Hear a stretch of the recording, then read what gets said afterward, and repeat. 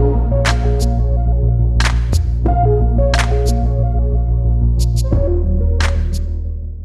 Friends, welcome back to the channel. मैं सिंह सोनी आपका इस इंटरेस्टिंग वीडियो में स्वागत करता हूं। आज बात करूंगा कॉमन टर्मिनोलॉजी के बारे में जो कि हमको बहुत ज़्यादा कंफ्यूज करता है। जैसे कि अपना स्टॉकिस्टिक क्या होता है, डिस्ट्रीब्यूटर किसको बोलते हैं, सुपर स्टॉकिस्ट क्या होता है, सेमी स्टॉकिस्ट क्या होता है। ये है तो बिल्कुल ऐसे जनरल से शब्द जो है, लेकिन कई बार क्या होते हैं हमको बहुत ज़्यादा कन्फ्यूजन क्रिएट कर देते हैं, राइट। इनका मीनिंग क्या होता है उसको भी समझेंगे हम लोग डिटेल में, एज वेल एज कब कौन सा वर्ड कहाँ यूज होता है उसको भी हम समझेंगे। मैं यहाँ पे बात करूंगा फार्मा के बारे में। एक्चुअली फार्मा के अंदर यही सेम टर्मिनोलॉजी जो मैंने बताया सारे यूज होते हैं, बट ये अगर दूसरी इंडस्ट्री के अंदर जाता है तो कई बार इनका मीनिंग चेंज हो जाता है। जैसे कि मैं आपको पहले तो मैं सारे शब्द हैं उनका डेफिनेशन बता देता हूँ कि ये क्या होते हैं, इसको समझ लेते हैं। तो सबसे पहले होलसेलर की बात करें, डिस्ट्रीब्यूटर की बात करें एंड सुपर स्टॉकिस्ट की बात करें, स्टॉकिस्ट की बात करें, डीलर की बात करें, इन सभी का मीनिंग फार्मा के अंदर एक ही होता है। चाहे आप कुछ भी बोलिए, किसी भी नाम से बुलाइए, सबका मीनिंग एक ही होता है। इनका काम होता है सीएफए से गुड्स को पिकअप करना एंड आगे केमिस्ट को दे देना, राइट। जो सीएफए होता है वो कंपनी का ऑफिस होता है, कंपनी का एक मिनी ऑफिस या डिस्ट्रीब्यूशन ऑफिस आप बोल सकते हैं, जो कि स्टेट के अंदर जनरली एक ही होता है। बड़ा स्टेट है यूपी जैसा तो दो भी हो सकता है, but most of the cases के अंदर ये एक ही होता है, जिसको हम सीएफए बोलते हैं। और इसका फुल फॉर्म होता है carrying and forwarding agent. But जो स्टॉकिस्ट होते हैं ये क्या करते हैं, ये एक सिटी के अंदर मल्टीपल हो सकते हैं। किसी भी कंपनी के मल्टीपल स्टॉकिस्ट हो सकते हैं, किसी भी कंपनी के मल्टीपल सीएफए नहीं हो सकते हैं।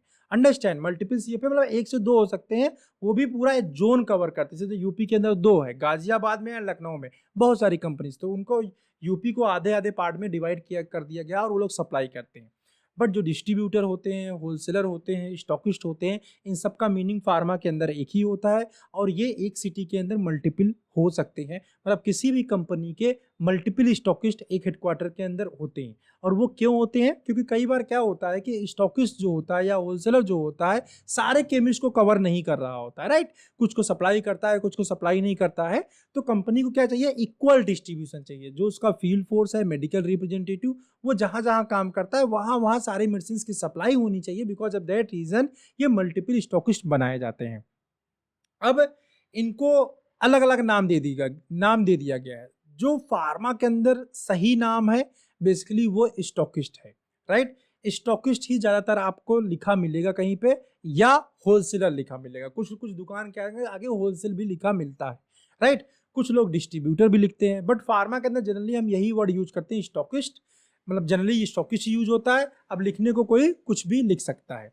अब ये मीनिंग चेंज हो जाता है अगर हम एफएमसीजी इंडस्ट्री की तरफ जाते हैं। एफएमसीजी में डिस्ट्रीब्यूटर का मीनिंग अलग होता है एंड स्टॉकिस्ट का मीनिंग अलग होता है। एफएमसीजी इंडस्ट्री के अंदर क्या होता है, फार्मा के अंदर जो गुड्स का मूवमेंट है ना, वो कंपनी से सीएफए, सीएफए से होलसेलर एंड होलसेलर से रिटेलर, इस तरह क्रम चलता है। जबकि सेम एफएमसीजी के अंदर, एफएमसीजी इंडस्ट्री के अंदर एक स्टेप बढ़ जाता है। कंपनी से गुड्स आता है सीएफए पे, सीएफए से गुड्स आता है स्टॉकिस्ट पे, स्टॉकिस्ट से गुड्स जाता है डिस्ट्रीब्यूटर के पास में एंड डिस्ट्रीब्यूटर से फिर रिटेलर के पास में जाता है। मतलब यहाँ पे जो कंपनी फार्मा के अंदर जो सीएफए का रोल होता है वही रोल वहां पे एक स्टॉकिस्ट भी करने लग जाता है। मतलब हर एक सिटी के अंदर कंपनी अपना जो है एक स्टॉकिस्ट अपॉइंट करती है, वो डिस्ट्रीब्यूटर्स को माल देती है, मल्टीपल डिस्ट्रीब्यूटर्स को। हर एक सिटी के अंदर सिर्फ एक ही स्टॉकिस्ट होता है और वो क्या करते हैं, मल्टीपल डिस्ट्रीब्यूटर्स को गुड्स देते हैं एंड डिस्ट्रीब्यूटर्स क्या करते हैं, रिटेलर्स को गुड्स देते हैं।